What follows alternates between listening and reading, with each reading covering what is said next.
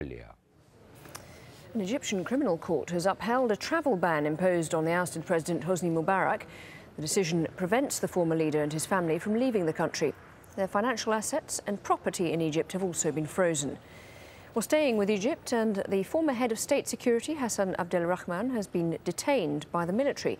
Meanwhile, violent clashes are said to have broken out between Muslims and Christian Copts in the centre of Cairo. Ayman Mohideen joins us from the Egyptian capital. So just on the issue of that violence we're talking about, tell us what's been happening.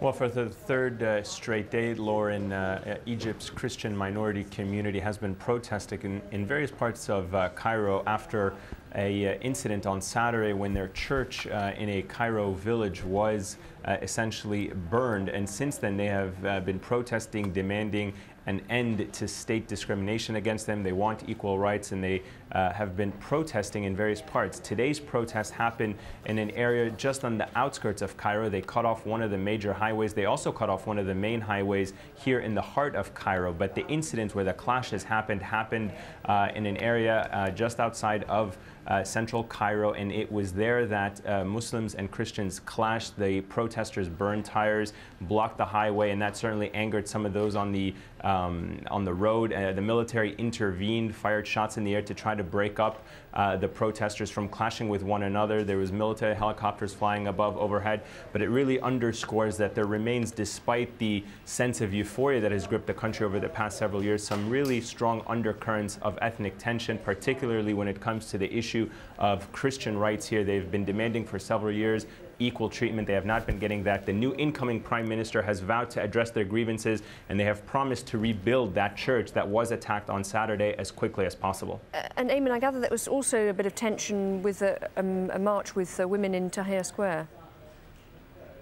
That's correct. Today was International Women's Day, and Egyptians tried to mark it, including men and women. About 1,000 of them gathered in Tahrir Square, which has really become the symbolic heart of so many of Egypt's protests. But today, as these women made their way, women and men, I should say rather, made their way to Tahrir Square, they were essentially drowned out by men and women who felt this was not the appropriate time for women to be showing this, demand for equal rights, if you will. Now, Egypt generally has had a very difficult past with women's rights. Women complain of sexual harassment, job discrimination, all kinds of other forms of discrimination as well in a society that is seen as very male-dominated. Today was no different. These women were essentially harassed in Tahrir Square. The military had to intervene to bring out some of these women, and it was certainly a scene that has angered many people here in what they were hoping would be the beginning of a new chapter of both gender equality and minority equality for all Egyptians. And just very briefly, Ayman, the reports of the head of state security being detained. That's correct. Yeah, over the past 3 days, again, the state security buildings all across the country being the target of protests by people who wanted to prevent these officials from destroying any evidence or documents that could implicate former regime officials and themselves.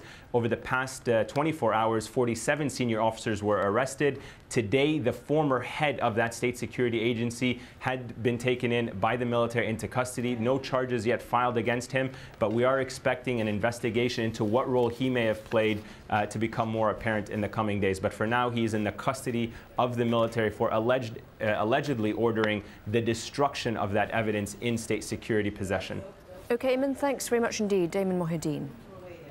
There's been a deadly helicopter crash at a military base in Colombia. For the details on that, let's return to Shihab Ratanzi in our Washington Broadcast Centre. Shihab.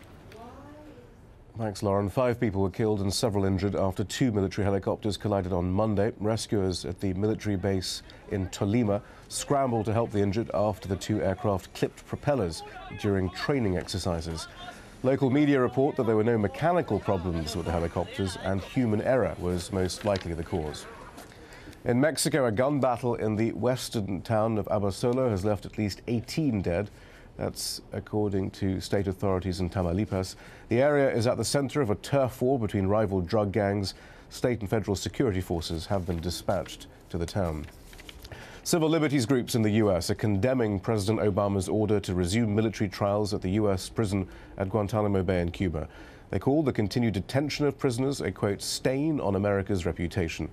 Republicans say it proves that former President George W. Bush's policy of holding prisoners at Guantanamo indefinitely was correct all along. Obama had vowed to close the facility within a year of his presidency. Jury selection began on Tuesday in the trial of the former head of the Galleon Group, once one of the world's largest hedge funds. Fund manager Raj Rajaratnam faces multiple counts of fraud and insider trading. The Galleon Group closed its doors in 2009 after a probe. 26 people were charged in the case, 19 have pleaded guilty. Politicians and rights groups around the world are, as we've heard, marking the 100th International Women's Day by celebrating the achievement of women and highlighting discrimination. Marking the event in Washington, D.C., U.S. Secretary of State Hillary Clinton praised the role of women in the protest movements in Egypt and Tunisia. She pledged U.S. support for women's rights. The United States will stand firmly for the proposition that women must be included in whatever process goes forward. No government can succeed if it excludes half of its people from important decisions. We saw women out in force in Tahrir Square in Cairo. They were clearly saying they expected to have a voice and a vote in the future. And in Kenya, a local women's group is trying to prevent females in the Maasai culture from being sidelined in their own society. For more on that, let's return to Lauren in Doha. Thanks very much, Shihab. Yes, Maasai women are some of the most marginalised in the country with limited access to education. Catherine Soy reports from the southern town of Kajiado, where a women's group is striving to change this. In the dry and desolate landscape of Kenya's south, under the scorching sun, Maasai women, their children and grandchildren learn the alphabet. The women meet here once every month to learn how to read, write and count. Literacy levels among the Maasai community are still very low. For many, that means circumcision, early marriages and the denial of basic rights, even the right to inherit property.